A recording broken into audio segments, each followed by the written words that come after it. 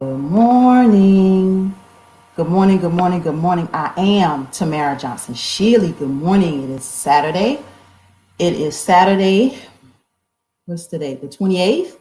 We're at the end of the month. I cannot believe how time has been flying by, but now time has actually started to slow down. Let me see. I have a trusty co-host with me this morning.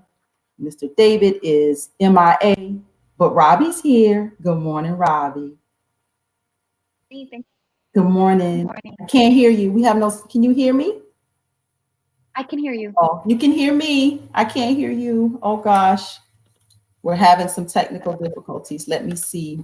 Hopefully it's How me is and is not that you. any better? Let's see. Can if the audience can hear us this morning, give us a thumbs up. Let me see. There's David. Good morning, David. Can you Hi, hear me? I can hear you fine. I can hear Okay, so it Robbie. must be me. Wait a minute. Can you hear me? I can hear you. I Yes. can hear you guys now. Whoo-wee. Not today, not today. Good morning, guys. Good morning, Tamara. Good morning, everybody. Good morning, everybody. It is the 28th. It has been a rocky start to our new year into this month and in these times. Robbie. I just feel very somber. And I feel very conflicted too because we're actually fortunate. We have homes we can stay in. I think the mayor was on TV the other day and people were talking about how blessed it is to have somewhere to stay, and we're just asking for something very small. And really the people who it's becoming very apparent, the people who keep our society going, this to some degree, yes, their lives are at risk, but this is a whole different thing for them. Poor people don't vacation, they don't go on airplanes. Poor people, honestly, they don't go out to eat, and they don't really have gatherings. So this whole living wage, this whole housing first, this whole 1%, the 9% that David's always talking about, it has come to a head. And I'm so happy we're covering the homeless today. Thank you. With people who actually interact with the homeless, not just nonprofits who get paid to do surveys or data on the homeless, but people who actually feed the homeless, meet the homeless, give the homeless items. Marshall Ransford's coming on. And it's sad that we have to wait for a health epidemic, a global health epidemic, to care about the homeless, because now everyone realizes they are carriers. And now it's come to our front door. So now we care about the homeless. Yeah. We're going to start out with, we're going to bring it to Georgia, but we're going to start out this morning all the way out in Sacramento. Our ADOS family, Chris Lawson, is with us. He joins us every month at the end of the month and gives us an ADOS update. Good morning, Chris. Good morning. Good morning. Thank you for Warren. Thank you for the show as usual. Thank you for everyone who's here, Robbie, David, Tamara, obviously. Thank you so much. Um, uh, this has been as you said, Tamara, a crazy start to the year, to the week, to the month. So thank you. Yeah. Can you guys hear me? Yeah, Okay. we hear some talking though, so I don't know Oh, where that's coming from. hold up. Give Yeah. me a second. Let me get you right there. Okay, cool. Sorry. Uh, Multitasking already. Yeah, I know you. I know you. So we won't keep you long. We're going to dive No into problem. the particulars of Georgia today because there's so much happening, and we have an activist, Marshall, who's been on the ground for a long time here in fighting homelessness, and he For has sure. so much to share. So we're going to bring it. We're going to let you give us an update. I saw your video where you were actually walking near your Yeah. home in a homeless camp. I saw Yep. that. Yeah. Actually, it's perfect. It's a perfect thing to talk about because the the impact of this crisis is especially dangerous for the most vulnerable of us, right? Particularly our unhoused, undomiciled, ADOS, right? We know that 40% of all homeless, unhoused are Black folks nationally. Some 50% of all families that are homeless are Black nationally. Here where I am in the city of Sacramento, we've had a 20% increase year over year in homelessness for the past few years, it seems. And where I am sitting right now, literally, to the left of me, basically on the corner, if you step outside and you turn your head left, there's a homeless camp on the corner of about 60 or 70 tents. Okay, so that's a whole nother community. Okay, that's a whole nother neighborhood there. And when we first started getting some of the information about how dangerous coronavirus was about a week and a half ago, we immediately realized here, and by we, I mean the ADOS Sacramento group, we immediately realized that we had to get some resources and some information to the unhoused and undomiciled who are literally right here. So within the first 24 hours of or so 24 48 hours, we put our pennies together, and we raised about $250 really quickly to get some water, some like hand cleaning stuff, paper towels. We printed out like 100 flyers with information about the virus and what best health practices to take. And then we went out and we gave them out, and we had conversations, and we tried to answer as many questions as we could. We want to get back out there this weekend. One of the things that came up, and one of the things that I think we take for granted, those of us, we started the conversation about what some of us take for granted, right? Having a place to live, right? Being able to wash your hands, right? Being able to use the bathroom when you want to, right? One of the other things we take for granted, I think, too, and we learned this from the conversations with the homeless folk out there, is the fact that we get information. Some of the folks we talked to had not heard of coronavirus yet. Okay, they didn't know what was going on. Okay? And this is after the city had been shut down. Okay, this is after the schools have been closed. This is after the bars and restaurants have been closed. This is after public transportation had been suspended or severely limited.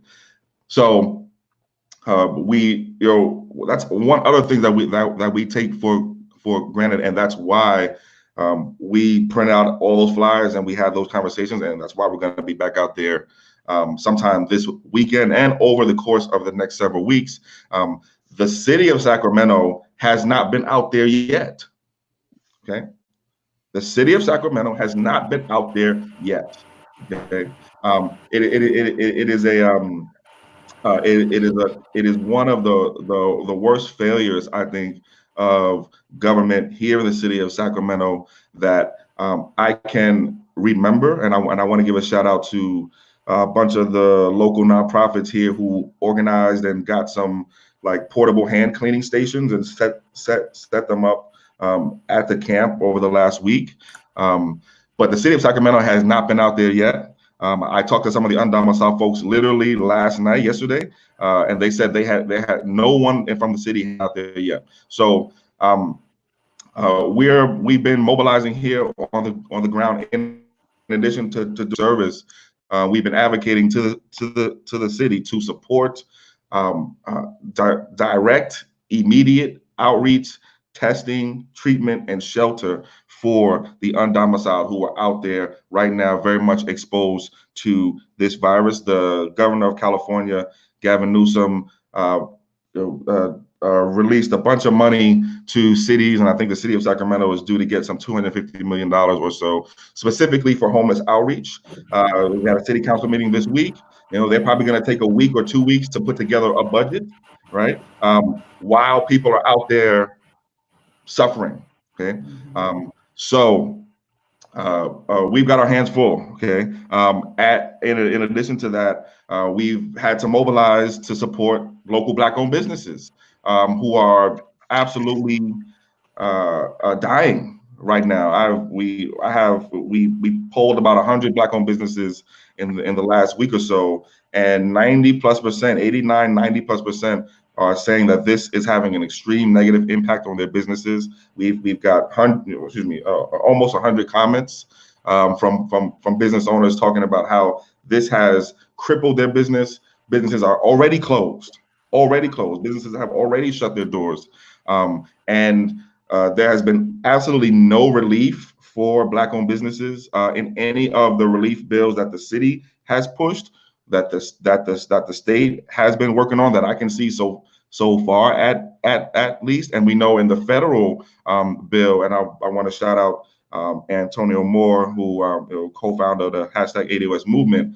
I want to give a shout out to Antonio for his very, very detailed walkthrough of the bill that passed yesterday, the $2 trillion, $2 to $6 trillion third installment of the bailout, right? What he shows and what we saw, over the last week, is that the economic relief bills to small businesses pretty much write out Black-owned businesses out of the bills, and they do this in one specific way. 90+% of Black-owned businesses have no employees other than the owner. Okay, 90+%, and Black women-owned businesses, 98% of Black women-owned businesses have no employees other than the owner. All of the federal bills, bailouts, and even our local bailout bill that the city put out last week are for folks and businesses that have employees. Okay, it's written so that you get direct assistance if you have employees. Okay?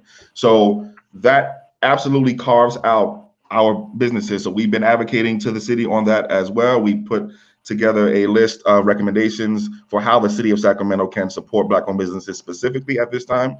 We've been in contact with our local legislators, city council folks. We've been in contact with the California Legislative Black Caucus as well on this also.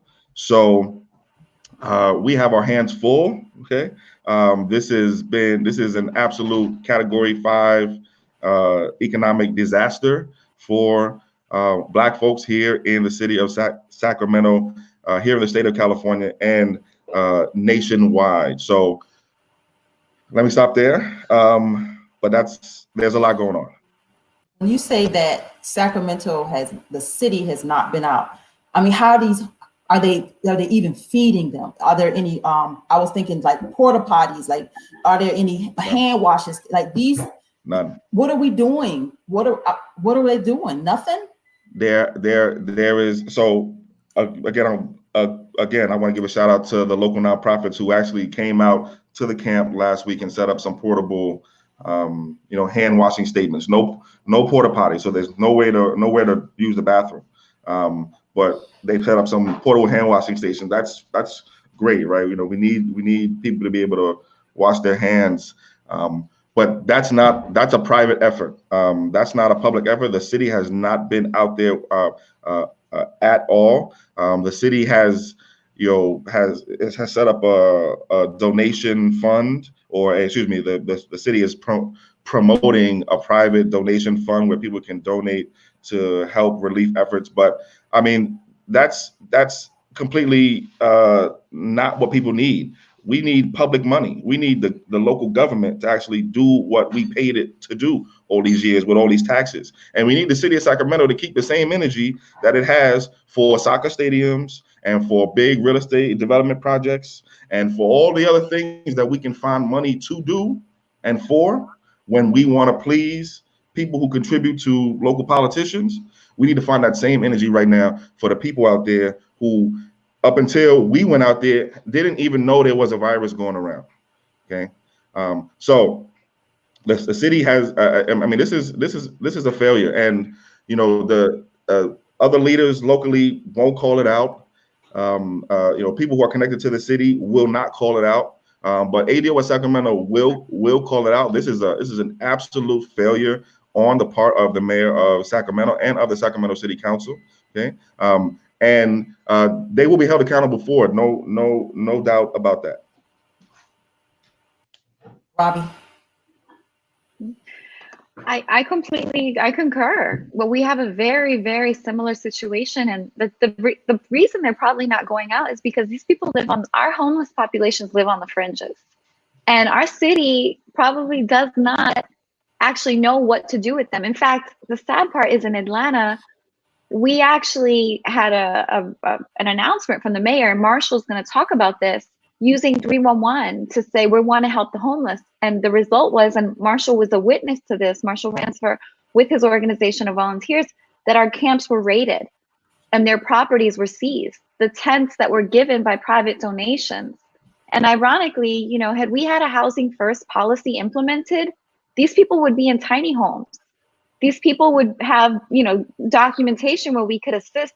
And now that we're all being affected, the time to have solutions, the ideal time is not in crisis because you have a crisis to handle. But now we're forced into that due to exactly what this gentleman just eloquently stated, a dereliction of duty on behalf of our elected leadership, a negligent behavior that has ignored an issue, and not because funding wasn't there. Remember in Atlanta, we had 25,000 million, from the United Way that was given privately, and another 25 million, $50 million was raised and nothing happened. And now we're raising more money because oftentimes, and again, Marshall is going to talk about this, this is an institutional way of handling a problem instead of a boots on the ground collaboration. And the gentleman's absolutely right. If you speak out against it, we're going to influence it, but they'll never work with you because you spoke out against it. Yeah. You get that kind of backlash too, Chris? I'm sorry? I said, do you get that kind of backlash too? We absolutely will get it. We expect it. And we're still gonna be successful even though that's coming. There is no way that we're not gonna stand up and fight for our people, especially right now. There's nothing that's gonna stop that. And if the powers that be or so-called powers that be don't like it, then they need to give us something else to talk about. They need to do better. And until they do better, we're not going anywhere. We say this in the ADOS movement a lot, stay on our square. We're staying on our square on this. And we'll continue the relief efforts that we've been organizing. We will continue to directly serve the people that need it the most, like right now, immediately. In addition to trying to manage our own lives and trying to stabilize our own communities, right? That in our own homes, right? That's one thing that a lot of us have been, this sort of hit us, it didn't catch us off guard, but it came all of a sudden in some ways.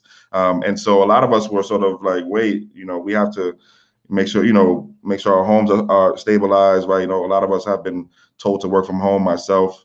And so, there's issues with, shopping and all that stuff, right? And grocery shopping and making sure you have enough supplies. So obviously, folks want to make sure that they, take care of their own homes. But our communities need us. This is the time right now to step up. Nobody is going to fight for us but us. Nobody is advocating for us but us. We see that absolutely clearly right now. This is absolutely why the ADOS movement is so important and so necessary. Especially in a time like this. Could you imagine if there was no organized grassroots movement advocating specifically for Black folks right now? The CBC is not doing it. The Congressional Black Caucus is not doing it. Our local government sure as hell is not doing it. The political parties, the local political parties are not doing it. So imagine if there was no ADOS movement right now. We're in a bad spot right now, but we at least have a fighting chance because there are people out here like us, like the folks that are here in ADOS Sacramento and ADOS in California, ADOS nationwide, who are mobilizing on the ground right now, and also mobilizing to pressure Congress to actually include ADOS in what's coming in terms of additional federal stimulus money. And last thing I'll say is this completely underscores and reiterates why the ADOS agenda is so necessary. Reparations and the Black agenda. That's what we do. Reparations and the Black agenda. Okay, we're gonna be hit a lot worse from this crisis because we live with and are the cost of slavery. We live with the cost of slavery in our lives. Okay, we were on our way to zero wealth before COVID-19. Okay, that is a direct result of the lineage and legacy of slavery. Okay, and so when you have crises like these, you know, there's a saying, when white America gets a cold, Black America gets pneumonia, right? You've all heard that, right? Well, what happens when white America gets COVID-19, right? What happens then? What does Black America get then, right? And so that's what we're facing now. Reparations and the Black agenda become absolutely even that much more necessary right now. And to be honest, you know, it's a little bit weird in some ways to see, you know, 3 weeks ago when we were screaming, we need checks, we need trillions of dollars in reparations. People were like, trillions of dollars? That's a lot of money. And checks, we don't know about cash. We don't know if we like cash. We don't know if you should get cash. What have we been talking about the last week? Trillions and checks. Okay, trillions and checks. All of a sudden, it's okay now, right? So we want that same energy on the other side of this, and this just underscores, like I said, why reparations and a Black agenda are critical. There's no turning back from the ADOS movement. The ADOS is the future of Black politics. Reparations and the Black agenda are the future of Black politics, and our local governments and our state governments and our federal governments are going to have to get used to it. Yeah. Chris, Sacramento, ADOS nationwide, my ADOS family, we will continue to fight. I appreciate you coming on the broadcast today. We got a full morning. We're going to bring it home to Atlanta and Georgia as a whole, because there's some stuff that's happening here that's just got to be addressed. So thank you, Chris, for always being a voice to put to the ADOS movement. Thank you for all your work. We are taking all of this to Washington. Thank you very much, and thank you, Tamara. Thank you, Robbie. Thank you, David, for the time. I want to give a shout out to your guest who's coming on, Marshall. Appreciate all the work that folks do on the ground. Also, want to give a shout out to My Black Counts. The census is out right now, so Black folks, take the census. All right, make sure that your Black counts. I just want to say that. Yes, thank you all, and have a great show. Thank you, Chris. See you soon. We'll talk soon. Yes, we'll absolutely talk soon. Okay. Thanks a lot, Chris. Oh, David. Good morning. That's a lot. That's the West Coast. We're gonna bring it home, but goodness, David. Yeah, I think it's really interesting. I've been running through my mind about this whole thing about risk pool. You know, the risks are unevenly distributed, and one thing that we could add to what Chris was saying, which is outside of ADOS, but I just read a short piece on my email that farm workers are tremendously at risk, and this shutdown at the border is creating chaos in the farm worker system. I mean, these are the folks that grow food for the country, and they live in housing conditions that are extremely dangerous. So because they're all squeezed together and they have limited resources for washing and doing all of the other things in these farm worker camps. So that's another. We are both in a position where there are groups that are much more vulnerable to the spread of disease, and at the same, which includes the homeless, which includes groups in the country that do not have the wherewithal, the privilege almost, to shelter in place, to keep social distance. Let me speak to that, David. So I have actually, I have some numbers, and I actually posted. I know that everybody is telling Georgia. Well, I won't say everybody. There's a lot of people that are saying shut us down. The governor should shut us down. I really want to speak to that, David, on the heels of what you just said about, you know, our farmers, the farming community here in Georgia. I'm from rural Georgia, and I can tell you that growing up, we literally ate off the land. Like I was telling a story about how when I was a little girl, going to the convenience store and getting a bag of potato chips was a treat, because literally we didn't have to go to the grocery store. My uncle had, my grandmother and one of her brothers had we had all the vegetables and fruits, like everything we needed was grown. And I remember eating off the land. My other uncle, my grandmother's brother, he had chickens and cows, and you know, we had meat and we had everything we needed. And our farmers feed us. So we talk about where we are with this coronavirus and the bigger state of Georgia. I want to give you some numbers. So I went to the Georgia Department of Public Health. They have a daily status report, and it's actually on my website. Again, it's the Georgia Department of Public Health. They have a daily status report. So just to give you some insight, and I'm gonna bring it back to why I'm saying that. We have 2,198 total cases. I did this morning. 2,198 cases, right? We have, of those, 607 of those are hospitalized. Of that, we've had 65 deaths total, all right? So that's where we are, 2,198 cases, 607 hospitalized, I'm tongue-tied this morning, and 65 deaths, right? We've tested 9,865 people. So basically, one in four that have been tested actually have it. All right. I want us to do the population of Georgia. We got over 10 million people, 10 million, over 10 million people, right? If you do the math, that's 200,000%. So when we talk about shutting down the whole state of Georgia, and why am I telling you this? We're talking about shutting down the whole state of Georgia.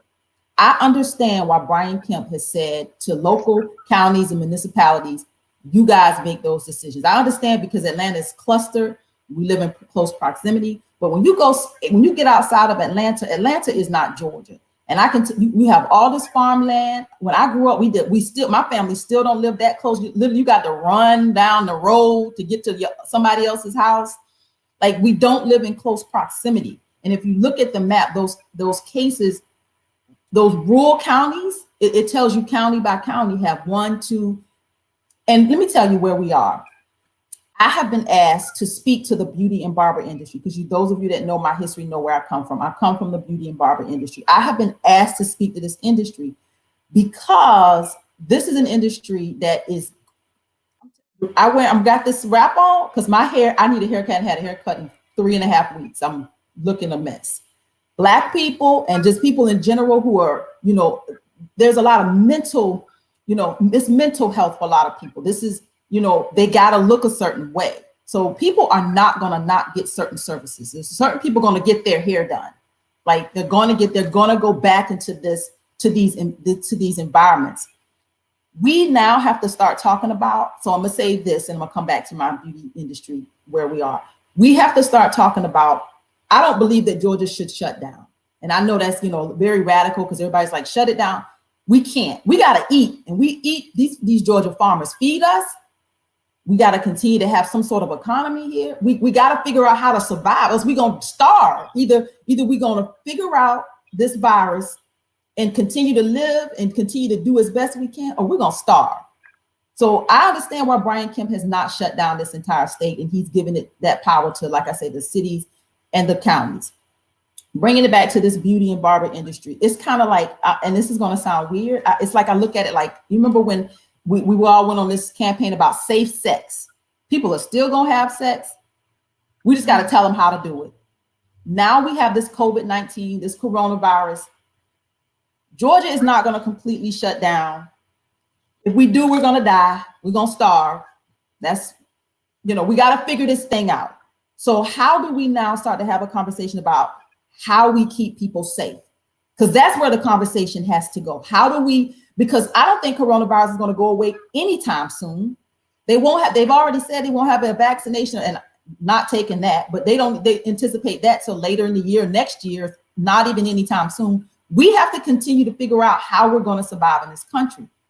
That's our conversation that we need to be having. I always, and Robbie has heard me say this. We can talk about the problems, but I like to talk about solutions.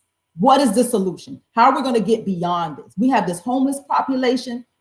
We cannot let these people die. Shame on us, because we cannot let these people just die. So it makes me angry when we talk about this, because it's like, we got to figure this out. Well, the truth is that if our hospitals are going to be at capacity, if they're not at capacity, and actually there's something going on in Albany, Georgia, where numbers there for coronavirus are unusual.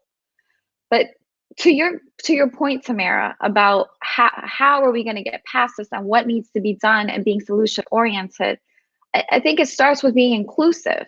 We cannot just allow theory nonprofits, right, and collect data or studies. The ADOS movement, even getting a study on that, it's paralysis by analysis by paralysis by analysis. What are we studying? We know this already. So the funding should actually go into the solutions, not the study. And people, this housing first that we've been arguing for, this civic engagement that has to be inclusive. I put up in the event that MPUT is not operating inclusively. Our MPU structures in Atlanta don't operate inclusively. They require these monetary dues. There was a private person who wanted to have a day shelter. He needed a variance. Nobody even knew about it at MPUT. So we would have had structures in place helping our homeless, but because of our civic engagement system that needs to be reformed, that is not inclusive, that's not implemented right now. That's in West End, that's in Westview, where we have high populations of homeless people as a result of the housing crisis. And we've been advocating for our mayor to meet with whistleblowers, literally subject matter experts. How did we even get coronavirus in Georgia? We're landlocked. Okay, New York has a huge Italian population. The West Coast, where we just heard from, that's where all our Asian traffic comes in. How did it get to Georgia? Our airport. And our airport is our largest employer, and everybody below wing doesn't make a living wage. What does that tell you? That means the people who clean the airplanes, when you open the baggage, that metal bin, the virus travels on metal, it travels on plastic. The galleys are metal. The galleys have been changed into plastic to save weight for gas. The clips that close the catering carts are metal. Our caterers, our wheelchair pushers, who are interacting with the public at large, the global public. That's how we got it in Georgia. And we have been, go ahead. No, I was gonna say, let's bring Marshall in. He's totally got an insight. He's been on the ground. Marshall, get your camera straight. Y'all, I can see him on the back end. He's kind of like crooked back there. Get stationary. All right, let's bring him in. That's because I'm holding it in my hand. Yeah, we wanted you to sit down and be stationary, but good morning. Good morning, Marshall. Introduce yourself. I don't have a I wanted to say thank you for being our guest on the broadcast, Marshall. For many years, everybody sees your work, and I want you to know that you are appreciated, you are well respected, and I want to thank you for just never giving up, still fighting the good fight, and thank you for all you do. Thank you so much. Fighting the good fight sometimes means being, when it's dealing with government officials, it means being on the outside looking in. I want to qualify myself first before your audience. I've been doing this work for 22 years. 40% of my income goes to funding the Justice for All Coalition. I'm not a nonprofit. I'm a for-profit agency, but we don't really make any profit. I chose not to be a nonprofit because, when you work with grants, they want you to help specific populations of people, and we help everybody. I don't discriminate. I don't pick and choose who we help. We help everybody. So, and most grants are specific to who you can help and cannot help. So that's why I chose to go the for-profit route. Now we survive off of the 40% of my salary. I do home improvement and organic landscaping and gardening on the side, and then I use that money to fund our programs, our outreach programs, and then I get donations from the public also. Mm-hmm. Marsha, I want you to hold your thought just for one moment. We have Egberto. Egberto, we're going to bring you in. And if you could give us a 2-minute update on what's happening nationally. I'm going to pull myself out of the stream because we can only have 4. So let's see if there, we can have 5. I never did that before. You can have 5. There you are, Egberto. Give us a quick update. Good morning. Good morning, everybody. You guys are wonderful. The quick update is about the coronavirus and how serious the economics, what I expect out of to happen with this economy. I think right now we ought to be very, very prepared that this is going to be a long, whether we eradicate the coronavirus or not. My hunch is that we're going to have a very long economic return because we have likely destroyed a whole lot of restaurants and a lot of other of the small businesses. If you take a look at the $2.2 trillion bill, 500 billion went to people, up to leveraged up to 4.5 trillion is going to corporations and the like. In other words, this was not anything to help us up. It was all to juice up the corporation. So there's a lot more that have to be done to get us up and running, in my humble opinion. And what I think that we should be doing now as independent broadcasters and including it was wonderful hearing what I forgot the name of the other person that was on was doing, but we're going to have to now start taking things in our hands because as it turns out, we have a regrowth in the economy. We can decide if we are really going to allow these guys to rebuild it the same way they did in 2008, or we take commands. I mean, there are a lot of movements talking about doing a general strike around the country right now. There are a lot of others that are talking about really getting engaged as far as not repeating 2008 because we've already started repeating 2008. Mm-hmm. I agree. I believe you. I totally agree. We have to take things now into our own hands, and we have to reshape this America the way we see it because this is a new normal for us. The thing about it is that it's been 2 weeks here in Texas where we are. We're going on 2 weeks where we're locked down. You know, I haven't left this place for days, and a lot of people. You know, 2 weeks you don't really get to see that things are no longer going to ever be the way they were before. But now, after this time passed, I think the shock that people are going to have as to what they're going to wake up. You remember when Reagan came into power, he said it's morning. I think we're going to wake up and say, oh my God, it's night. You know, so we'll see. We'll see. You can find Egberto. Go ahead, Robbie. Just to Egberto's point, hopefully some of that restructuring is not allowing these monopolies, because that's why we bailed them out. Not only because they own, the Senate to some degree and the Republicans who they donate to, but we have these monopolies that our industries are crushed if they have corporate personhood, they're legally people, but then they behave like irresponsible people. Where's your rainy day fund? Exactly. Where's your emergency fund? They didn't only get the thing in 2008, the TARP in 2008 plus more. They also got the big $1.5 trillion tax cut a couple of years ago. Now they get another bailout. You've been sending a whole lot of stuff about the airlines lately. And I mean, you take a look at it. I don't see the difference. The airlines want to be bailed out. Okay, I understand for the employees. Okay, bail them out, but let's nationalize it. And we're supposed to applaud this. Somebody's taking a 6-month pay cut when you've been pilfering for a decade. Thank you. Look at these CEOs. Look at our elected officials. They're literally making money off of releasing their stocks off of private information, flipping stocks. Yes. And the airlines, I mean, they're also divided. This is a hub and spoke system, meaning everyone commutes in. They operate off of independent contractors. This is a public safety hazard. Yes. We wouldn't even have Corona. How did it get to Georgia? David, you want to jump in before Egberto goes? Just a few things. How the virus spread is that it is a highly contagious virus.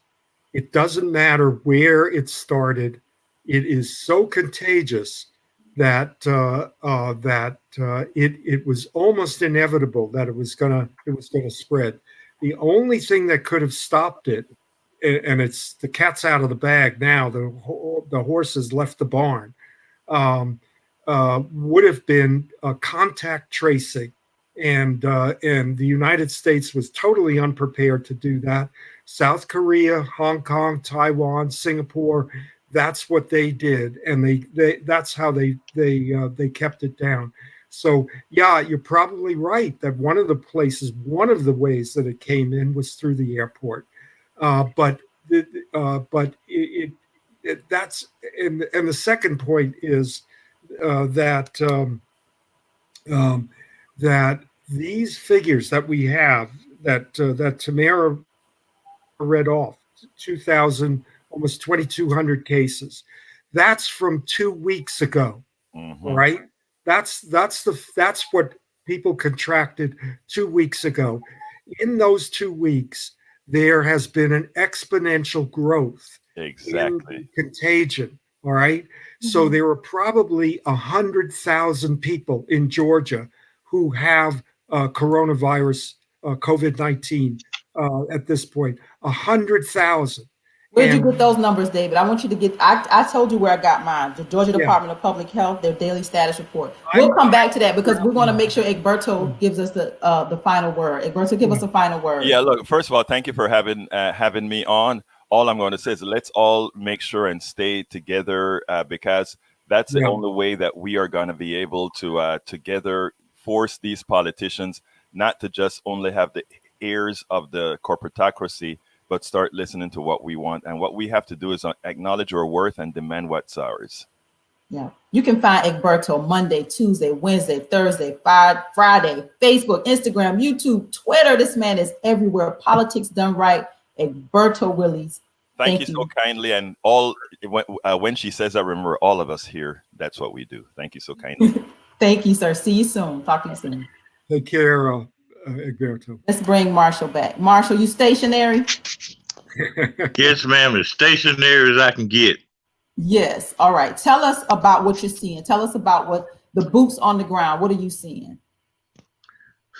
Well, let me say this first. I went to City Hall 2.5 weeks ago to warn them about what was coming as far as notifying the public, notifying the unsheltered homeless in Atlanta. And one of the things is a misconception about the number of homeless folks in Atlanta. The city's PIT count counted 719 adult homeless folks, but the city has never accepted the homeless youth count, which we did over a two-year period of time with Georgia State. And we counted 3,272 homeless youth. That means these are people between the ages of 18 and 24. They're not even including these folks in the population of unsheltered people on the street. So we got actually 4,000 unsheltered people in the city. The thing that we did, we took the information to City Hall and told them that most of the people on the streets didn't know anything about it, especially unsheltered, because they have no access to media. They knew nothing about the coronavirus, just like the gentleman from Oakland said. We asked them to create a flyer to help us disseminate the information and get it out to the public, to the unsheltered population, since we do outreach we do outreach 6 days a week. So a week later, they still hadn't put together a flyer or any information or doing any outreach to notify these people of what was happening. So what we did was we created a flyer, and thanks to Malawi Davis and the Davis Bozeman law firm, State Rep Park Cannon, they donated, between the two, they donated like $350 to get flyers made. We put in another $350 of our own money, and so far to date, we've distributed a little over 1,500 flyers to the unsheltered homeless. And the flyer basically tells them what to do to keep from catching the virus. And then it also, on the other side of the flyer, it tells them what to do if they become sick. Let me ask you, Marshall, and what can they do? There are no facilities now that are open. Like, where they're washing their hands? How are they eating? How are they going to the restroom, Marshall? What are they doing? Well, the city is not providing any of those services. The churches that were feeding people are shut down now. So between Thursday afternoon and Friday, me and Lisa made 300 quarts of soup. I call it my smoked turkey, everything but the kitchen sink soup, because it has like 19 vegetables and smoked turkey and smoked chicken in it. And so we put out over 800 servings between Thursday afternoon and early Friday morning. The other thing that we do, we've been providing hand sanitizer to folks out there in the streets. We've been providing water for them to wash their hands with. We've also been telling them what not to do about sharing stuff. One thing that most people don't know, homeless people share everything. And they've been doing it since I was homeless 22 years ago myself. And if it were not for other homeless people, I wouldn't have survived out there in the streets, because they showed me what to do. They shared with me what they had. And that's what homeless people do. They take care of one another. And so what I've been trying to do is to get them not to share stuff, because that's how you can easily pass along the virus. So they share cigarettes, they share sodas, they share beer, they share, when they smoke marijuana, they share blunts. Addicts share crack pipes. So we actually also distributed 200 crack pipes to known addicts that use. We also have a syringe exchange program that we exchange dirty needles for clean needles. We do a lot of different things out there on the street. Stay there with that thought, because this is where I go back to solutions. It may not be, what people think you should be doing, but this is how you keep people safe. You've given them, like I just said, like I equated to safe sex. We got to now start looking at the coronavirus, like, how do we do things that we keep us safe? You just said you give clean needles for dirty needles. You're not telling people to use drugs. You're like, if we know they're going to do it, how do we protect them? Miss Shealey, it's called harm reduction. And I learned this through Mona Bennett at Atlanta Harm Reduction 18 years ago. And when she first introduced it to me, I was a recovering addict. And I'm like, wait a minute, you're not supposed to help addicts get high. But then when she explained the concept to me, I was fully on board, because we're reducing harm in people's lives. Because people are going to have sex, like you said, and people are going to get high, regardless of how I feel or you feel about it. Because, addiction. Now, I'm very familiar with that too, because I'm a recovering addict for 22 years. And I call it the call of the wild. If you don't have any recovery under your belt, when that addiction calls you, you're going to answer it. Because once you release those endorphins in your brain from the first time you use, it's going to be steady, wanting more. That's why you have people getting high every day, all day, every day. Can I ask you a couple of questions? Robbie. No, go ahead, Robbie? Marshall, finish it. In order to get help. No, go ahead, finish, Robbie. He wants you to know your question. Well, one of the things that we do, we offer them help. Also, we offer them treatment and detox, because you have to be detoxed. And sometimes you have to keep offering it over and over again till they see. I keep showing up in their lives every day, and I sort of like pester them into getting. Well, they have to want it also, because it don't work unless you want it. You got a lot of programs they try to force people, court mandated. I got this one girl that I've been trying to help. She's been court mandated to drug treatment over 20 times. She just finished up this past summer, and she back out on the streets. I just saw her the other day. Willoughby Marino, actually the HAC reporter, that actually we got involved in trying to help her together. But when an addict ain't ready, they're just not ready. And you have to be secure enough in yourself that eventually these folks will come around to your way of thinking and see the light. That light bulb has to turn on for them, just like it had to turn on for me. And then, at one point I came sick and tired of being sick and tired of getting high, and that's how it works. You have to keep showing up. Let me ask you a couple direct questions, since you are in the actual streets of Atlanta working with the homeless populations directly. There's so much money. I think 50 million was raised a couple years ago, another 50 million. with all this money, why do we just keep raising money but still have a homeless epidemic? What is your direct view on that? Well, my direct view on that, Robbie, is the fact that, the city has had several press conferences about that money, and it's one person that's controlling the purse strings of that money, and that's Catherine Marshman. And she is not the most easiest person to work with or get along with, because it seems like when it comes to working with the city, if it's not their idea, like the gentleman from Oakland said, then if it ain't their idea, they ain't so copacetic about working with you to try to change things. I've been in arguments with everybody from Jack Hartman, from Central Atlanta Progress, also George Cheedy from Central Atlanta Progress, about the way they partner with the city and how they pick and choose how to spend money. And practically, the other thing is the city can build arenas, stadiums, and a bridge that they didn't even use for the Super Bowl, and they can come up with that money like in a heartbeat. But when it comes to dealing with the city's most at-risk populations, the poor, the homeless, and the marginalized, it takes forever. You see, it's been 2.5 weeks that they've been working on this plan, and then they finally announced the plan is the homeless are exempt from sheltering in place. And then the mayor had the gall to say, we want you to seek shelter, when she knows dang well that the city don't have any available shelter beds, because since the closing of the task force for the homeless on Peachtree and Pine Shelter, there hadn't been nearly enough shelter space because of that. And then on top of that, she turned around and raised the homeless camps for the last 14 months, since prior to the Super Bowl, since 2 months prior to the Super Bowl. Now they've stopped raiding the homeless camps and gone to raiding the parks that homeless people hang out in, and putting fences up around the parks. Right. And people can go to my Facebook page, Marshall Ransford. It's a public page, and they can see all this and witness it for themselves. Let me ask you, Marshall, from your direct experience, given the environment shelters have, and I hear a lot of homeless people have PTSD, don't want to be a room with a lot of other people, and now this very contagious disease, would tiny houses be a better alternative? Is that maybe something we've been advocating? What do you think?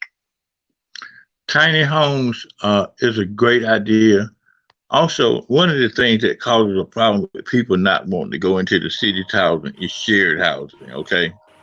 And that's what it is with Housing First, is shared housing. United Way had a housing program also. It was shared housing. Grown people don't like living with grown people that they don't know, And and safety Housing factors First is too. good.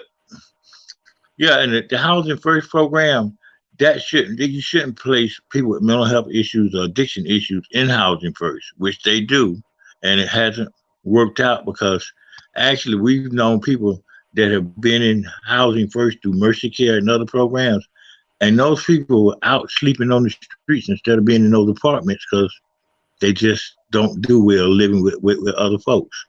I wouldn't want to live with somebody else that I didn't know. If I wanted a roommate, I want to be able to reach out and get my own roommate, not have somebody shoved on me that I didn't know. To your point, Tamara, too, regarding solutions, tiny homes allow people a privacy, a safe space they can keep their belongings instead of these camps being raided. The city doesn't want them under bridges, tent city, etc. That is an alternative. It's a viable alternative. And in these tiny house communities, there can be people like Ransford who have a structure set up with access when people are ready for services. And one thing, Robbie, I also wanted to talk about, and that's the fact that we've been out trying to identify vacant buildings. Actually, it's a huge property on the west side of Atlanta where you could put probably 1,000 tiny homes on. But when I talk, and see, the problem is, the only person I can get to talk to me on City Hall on a regular basis is Felicia Moore. So we have been consistently talking this past 2 weeks about how since they try to exclude me from the meetings that they're having, because see, they don't want nobody that's actually got boots on the ground experience sitting in there telling them what they ought to be doing. See, I don't have any letters behind my name. I just got street experience, and street experience is more valuable than any book experience, because book experience ain't gonna tell you how to deal with these folks. You know, I do this I've been doing this for 6 days a week for the last 22 years. And I know those people out there on the streets. Actually, Felicia Moore came out with us to do outreach about a couple of months ago. And she was just coming out for a couple of hours. And she ended up staying with us all day because I showed her things that she never knew of before. We took her to places that she'd never seen, these homeless camps. Actually had a run-in with some rappers over on Ethel Street because they were exploiting the homeless women that were living over there in front of the day shelter. And see, that's another thing.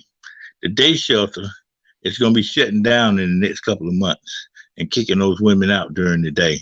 They don't have nowhere else to go, but the apartments that's being built behind them bought that property. Yet they're on TV asking for donations to build another place, and you know they got millions for that property in that building. But homelessness in Atlanta is a really big business. And that's why I chose not, that's another reason I chose not to be in the nonprofit sector.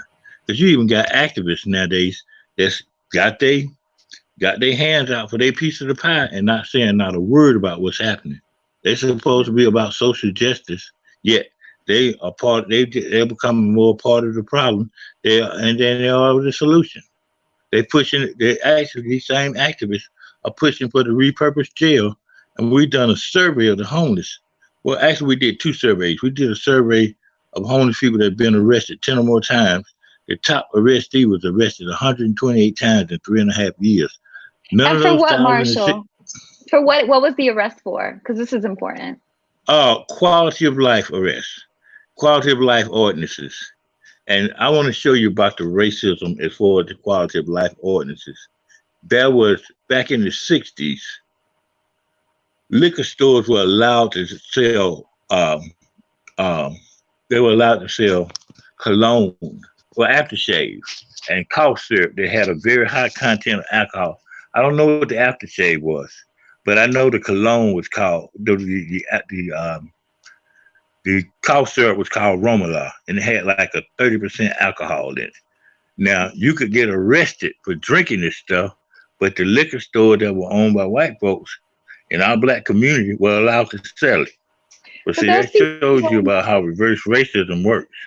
For those people who don't know, what is a quality of life crime? Give an example, what these people were arrested for that we're paying to incarcerate. Quality of life crimes consist of jaywalking, not having ID, peeing in public, urinating in public, defecating in public, panhandling, those type of crimes. Asking for money, trying to survive.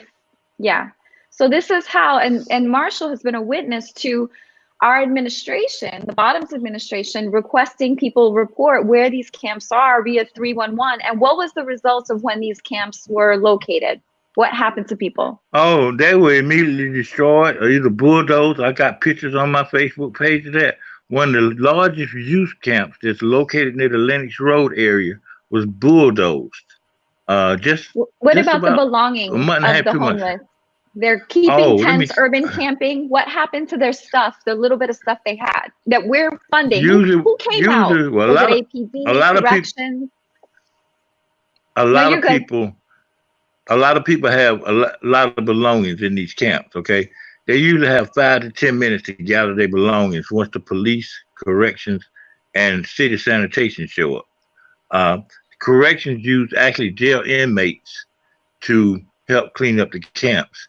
And on Ethel Street, when they came over there, two of the guys broke down in tears for having to tear these people's camps up because they were all women at this one camp on Ethel Street. But the police come in, corrections comes in.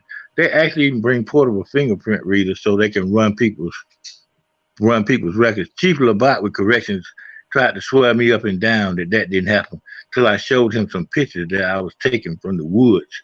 Because I usually, a lot of times when I get the heads up about a camp being raided, I'll go in my camouflage and my cameras and set up and wait on them to come in and take pictures.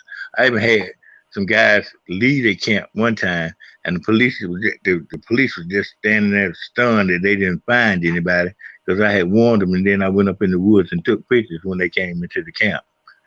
But city has had an ongoing campaign to harass, arrest, and just tried to disperse and disappear the homeless since 2 months before the Super Bowl last year. So So this has been there an you have ongoing, it. like I said, and they started putting up fences around the smaller parks in downtown Atlanta, Old Fourth Ward. And the They spikes even, the spikes you see under the bridges to keep people out, that's what that is. We're paying. yeah, I mean, you hear it from direct advocates who are serving food to the homeless for over 20 years, people who know what it's like to be homeless, people who know what it's like to be addicted, right here telling you this is what we're paying for instead of implementing real solutions despite $50 million in funding like tiny homes. mm-hmm. And where is the backup? The institutional theory, the lack of inclusivity. He doesn't have letters behind his name. This is a constant theme. And to David's point, the working poor are just this close to being homeless. So these people who don't have protections, we're at a 1%, and our elects are in that 1%. They're selling their stocks too. I have every expectation for the homeless population to increase during and after this coronavirus outbreak. And that's another thing I will need to say about the coronavirus. If the city doesn't step in and be a mobile participant in helping these homeless folks, we're going to have an outbreak here in unbelievable proportions in the homeless community, and then it's going to spread to other folks. You just watch and see what I say. Every time I predict something that's going to happen among the homeless, just like I predicted, it was going to be a bunch of homeless hypothermia deaths a couple of years ago. And then what happened? We had 19 hypothermia deaths in a year and a half because the city wasn't providing adequate services. Death. Homeless people beaten to death, frozen to death. Marshall has been talking about this over and over and over, and the result is he becomes shut out before telling the truth. Yeah. Oh, I get shut out of meetings. Actually, George Shealey came into a meeting that was happening at the city's building over on Pollard Street because he came in there and told a lie because Central Atlanta Progress was introducing a new initiative to clear homeless people from sleeping in front of doorways of public, sleeping in front of businesses, sleeping in public spaces. So he was introducing an initiative because he knew I was going to put it all over my Facebook page. So he lied to the folks and said that I threatened him with bodily harm. And I hadn't said a thing to that man. I don't like George Shealey. Everybody knows this. I talk about him on Facebook, but I don't threaten people. That's not my way. If I'm going to do something, I just do what I'm going to do. But I don't threaten nobody. So he tried to get me kicked out of the meeting. And when he wasn't successful, he left the meeting. Somebody else read what Central Atlanta Progress and City Police and Corrections was going to do about harassing people between the hours of 3 and 6 a.m. in the mornings. And this campaign went on for 6 months at least. And that's when it first started, them harassing and pushing people out of public spaces. And, the Ninth Circuit Court of Appeals ruled that that's cruel and inhuman treatment when a city can't provide adequate shelter for everybody to have a bed, then they shouldn't be harassing and pushing people out of and arresting people for being in public spaces because everybody got the right to sleep. That's a simple human right. But the city of Atlanta, Mayor Bottoms and her administration don't believe that that's the case. So a suit needs to be filed against the city, and I'm trying to get that done. But they don't like me putting their business, good, bad, or indifferent, on Front Street. And the reason that I do it, the city of Atlanta had never, ever consistently helped the homeless folks on a consistent basis as far as providing them with help. They had a whole year to move 76 people from the back of Central Presbyterian Church into housing. A whole year. And me and Ashley DeMilio went over there and got them to come over to do the intakes that were necessary. Because I was like, I had enough on my plate trying to house other people. I said, well, listen, the city got all this money. Let them do it. A whole year went by. And 2 days before the church was going to put up the fence, they came over there and put 22 people into the shelter because the rest of the people said, y'all promised housing. They told them basically to F off because they didn't provide the housing that they promised. And they had a whole year to do it. Catherine Marshman's Partners for Home was over there. Mark Henderson, who was running constituent services at the time, and the guy that was running human services came over there. And they came over with a bunch of people with clipboards and did a lot of writing and made a lot of promises and made me look bad for even bringing them over there. Because a lot of people were like, Marshall, why would you even? Because that's why I don't even deal with the city no more. After that incident, I used privately owned housing facilities to put people up in. Because I can't depend on the city to do anything that they say they're going to do. They won't even open adequate warming centers during the winter to get enough people out, all the homeless off the streets. They only open up Adamsville to discourage people. That's why they opened that one up first, because it's the furthest away. It's out at 285 and Martin Luther King. Then they opened up Central Park. The year that they opened up Grant Park, all the progressive people in Grant Park were like, what? All these homeless people, you know, they ain't opened up Grant Park since those white folks in Grant Park started complaining about the homeless people being over there at the gym over there. So they hadn't opened it back up since those folks complained, no matter how many people that they have in the warming centers during the wintertime. Because you figure we got 4,000 unsheltered folks. Where do you think they all go on these nights when it's 30 degrees or below?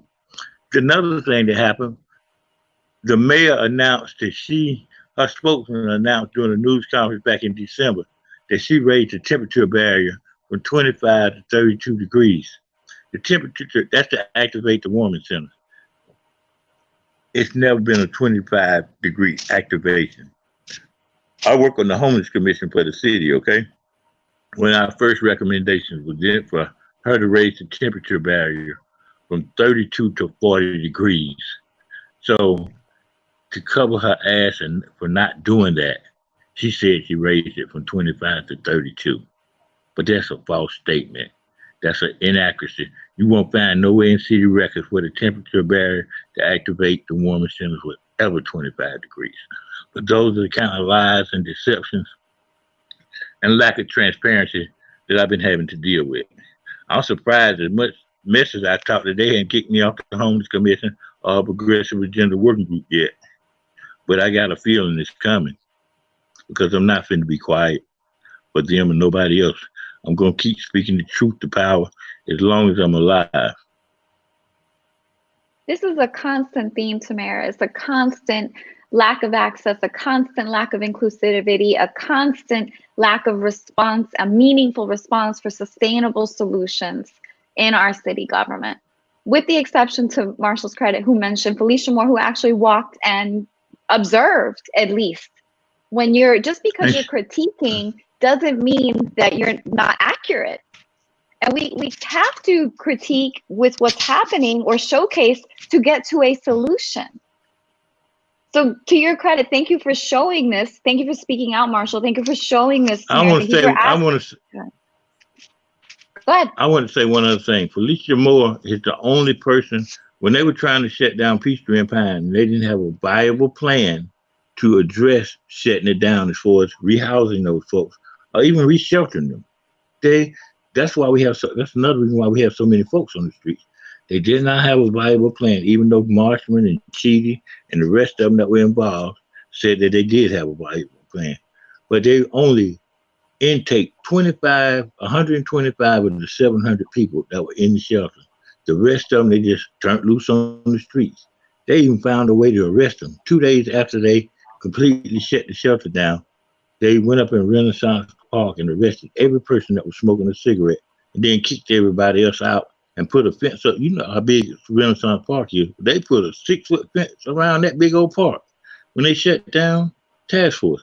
And Felicia Moore was the only person on city council that voted against shutting Peachtree and Pine down. And it was just, it just behooves me to realize that we got folks that really don't care. They don't have no capacity for human compassion or empathy for folks that they consider not on their level. Just like back at Christmas Eve year before last, when she had her ugly macaroni and cheese on Facebook, and the city should have opened the warming centers that night because it dipped to 30 degrees that night. But she didn't think enough of the homeless to even open up the warming centers on Christmas Eve when it was 30 degrees. And me and Lisa actually ended up transporting 7 people to the hospital that night for frostbite. And apparently maybe, you know, who are completely disconnected. Maybe they're disconnected because, you know, wherever they're at, they're not seeing under the bridges. They're not, you know, which on the south side is sweltering. There's no denying it. Robbie, they don't want to be connected because I've offered to take them on the streets with me many times. Every council person, including my mayor bottom, Felicia Moore was the only one that accepted our invitation and came out, and it gave her a whole different perspective on what's actually going on out there on the streets. The other ones don't want to know. Okay, they Well, tell me, "Oh, Marcia, I'm gonna get in touch with you, and we're gonna come out," you know, but they never do. They never well, not any of the rest of them have ever asked. well, maybe some of the following can tag Felicia Moore, President, City Council Felicia Moore, thank her and ask that she lead the charge on tiny houses. You know, tiny house camps with access to resources where people can lock up a bike, keep their belongings, have their space safe, clean, and be off the streets. Because we can't put people in jails now. The jails have a coronavirus epidemic. We can't put people in shelters where they're sharing spaces. That's an issue now too. So if we're going to go towards sustainability and solutions, this is it. And there's money there, apparently, another round of money. So this would be our at-larges. Well, don't fool yourself and don't think they're not arresting folks. Because we were out on Martin Luther King Thursday while we were doing outreach, and they locked up a bunch of young guys for smoking weed right there in front of one of the convenience stores right there at 285 and ML King. And that's another thing, that so-called reclassification of marijuana ordinance. They've been arresting just as many people in the present as they were in the past. That law was just passed just so some other activists could say, we got this passed, it's a win for us. It hadn't been a win for nobody but the police and the people that pushed that raggedy law through. Yeah. Felicia Moore warned them about that. It had been weakened so bad that it wasn't going to be viable because police chief can't order people to write tickets. She can't order police officers to write tickets. It's an excellent thing she can order them to do is to enforce the law. And they had an option with the reclassification of either arresting or giving a ticket. And APD, they're known for locking folks up. They ain't thinking about if they can get a ticket, because see, they make their bones off arresting people, not writing tickets. Well, now the courts are closed. So this has come full circle. The people who did not care about our lower income communities, our communities on the fringes, who were focused on porch parties and their gatherings and going to eat and their travel and their vacations, you all in the same boat now. So, you know, if folks are carriers now, we can't just jail people. The people who thought just, we need more police officers, we need more APD, we need to jail everybody. No, that's not going to work now. So now what? Well, they hadn't stopped doing it. We watched them snatch a young man off of his front porch for smoking a blunt, okay? I got pictures of it. They were I can repost them today if people want to see it. We were riding right behind them. They all of a sudden stopped when they saw this guy sitting on the porch with a wrap, smoking it. And they ran up there, guns out, and dragged him back to the car. Same thing happened in front of Ashford Station with some AU Center students about a month and a half ago. So it's just like they pick us, they target us. Marshall, I want to thank you again for all the work that you have done with the homeless community, your heart for activism, your spirit to serve. You know, you are an amazing person. I wish that I had met you. I think I met you maybe a couple of years ago, but I never really got a chance to really get to know you. And I absolutely want to get to know you better. And whatever I can do to lend support to you, I am more than willing to do it. Please call upon me. Please call upon me. And this broadcast is always a friend to you. Robbie, we will definitely have to have him back. This is the first time in a year and a half, almost 2 years now, we've been doing this broadcast. Actually, we've been doing it like almost 2 years now. And I've never gone over the hour, but this was the first time and the right time. So Marshall, you must come back, and you must come back and keep us updated so that we can help you help everybody else. Well, I wish I lived just outside your district in DeKalb, and I wished I lived inside so I could help you with my vote, you know. But I'm running for the United States Senate this time, Marshall. Oh, okay. cool. Then I can do you some good. Yes, I didn't sir. even You sure realize can. that. I've been so busy with all these issues. In the wintertime is my busiest time of the year, trying to keep people alive by providing hand warmers, blankets, emergency blankets, socks. We go through about 5,000 socks just during the winter, giving them out to folks. So, because Mhm. people have no way to wash out their socks and dry them during the wintertime. So that's why we go through so many socks. And if you would you tell people that they can donate to my PayPal account or to my Cash App? Because we need all the donations we can get right now. Because um, we way over our food budget right now. Because it costs about $80 to make 100-quart pot of soup. Because we put about 30 pounds of vegetables, 30 pounds of meat in the soup, and then I make homemade broth, chicken broth to go with the soup. We put 17 vegetables in our soup because we want to offer people a good, nourishing, sustainable meal that's going to carry them through the night, or the evening, whenever we feed them, whatever time we feed them. I'm gonna tell you two things before I let you go. Well, I'm gonna definitely want Robbie make sure we get his information so that we can put it out and share it. Go ahead and say what it is, and I'm gonna tell you a story. What is your Cash App? What is your how do people connect with you? Okay, the Cash App is Justice and the number 4 for homeless. That's the Cash App number for the Cash App, and then for the PayPal account is PayPal me Marshall Rancifer. I got it. Okay, we'll be sure to put that. Awesome, Robbie will be sure to make that we put that out for you. I just want to say, I'm gonna tell you a very personal story. Then I'm gonna let you guys go. Homelessness and this coronavirus is, it hits home for me. As a child, all my life, I'm 47 years old. All my life, my father has been addicted to drugs, so I know addiction, and I've never had much of a relationship with him. And my father is a homeless man in Chatham County, and this hits home for me because my father is one of the people that you are talking about, Marshall. So I know this story. I live this story to this day. So this hits home to me, and like I say, anything I can do to help you, I'm all in. I'm all in. I want to thank you for all you do.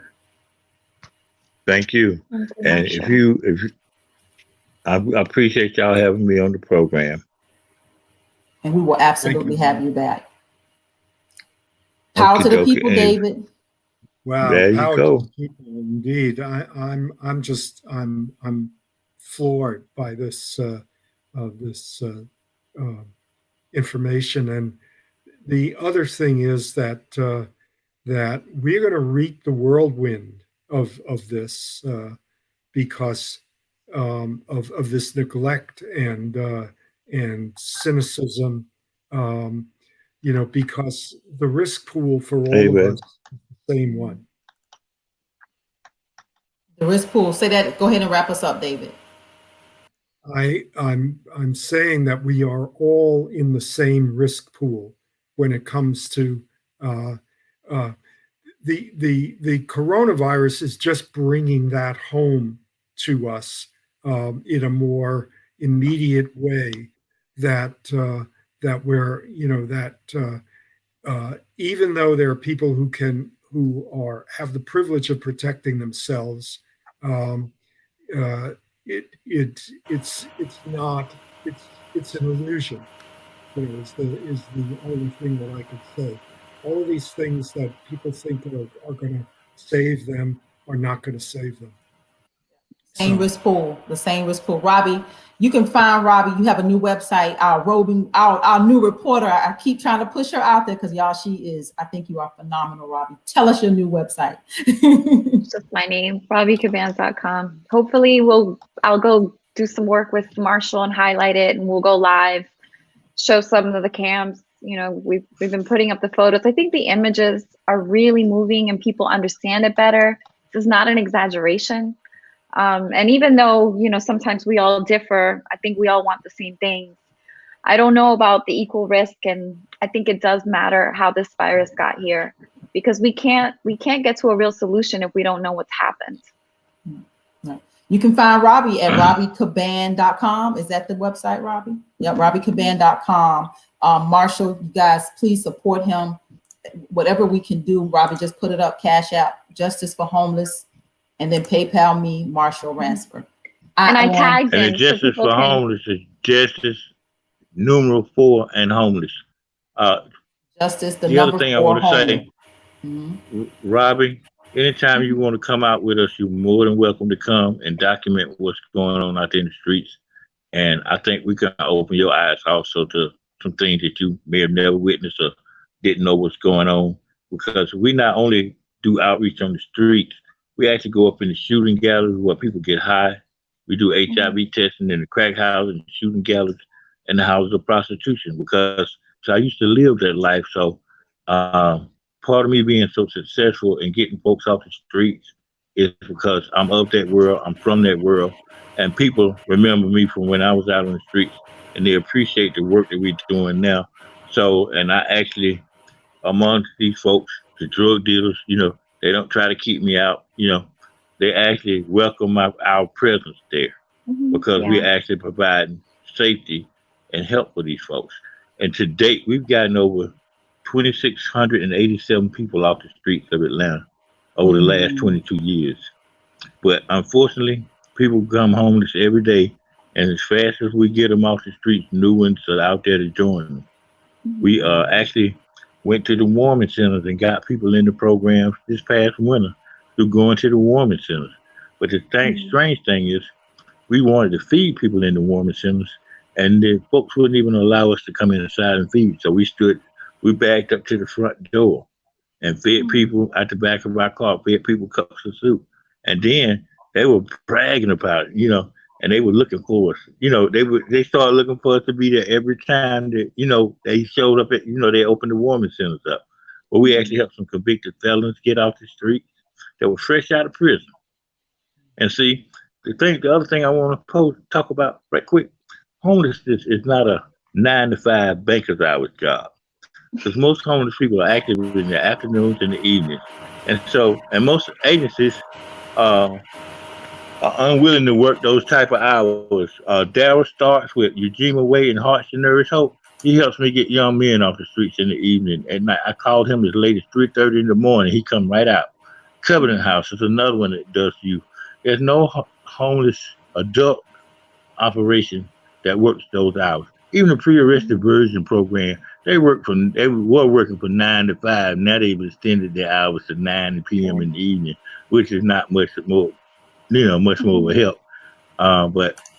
And then I was against that program coming here because it came from Seattle, Washington, and it targets black folks. Okay, and you got this is you got a higher black homeless population here in Atlanta, but in Seattle, they have a 7%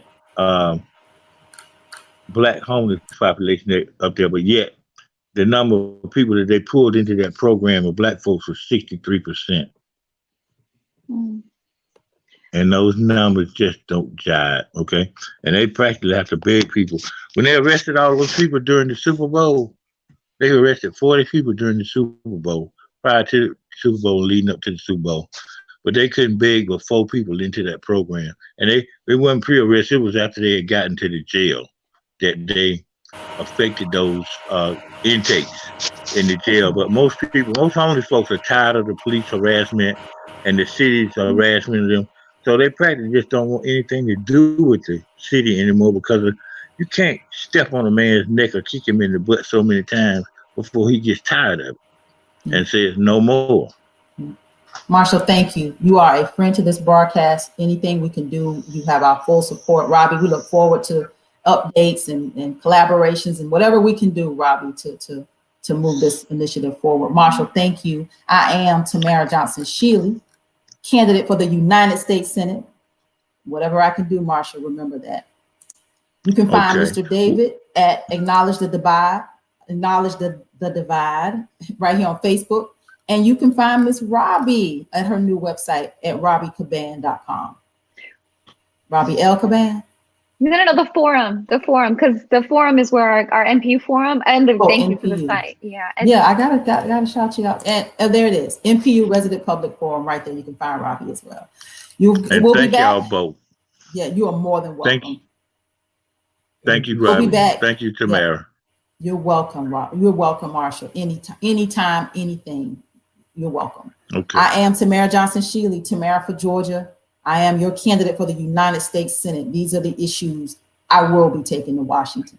Thank you. You guys have a great afternoon. Stay safe, please. Power to the Yes. people, David. Power to the people.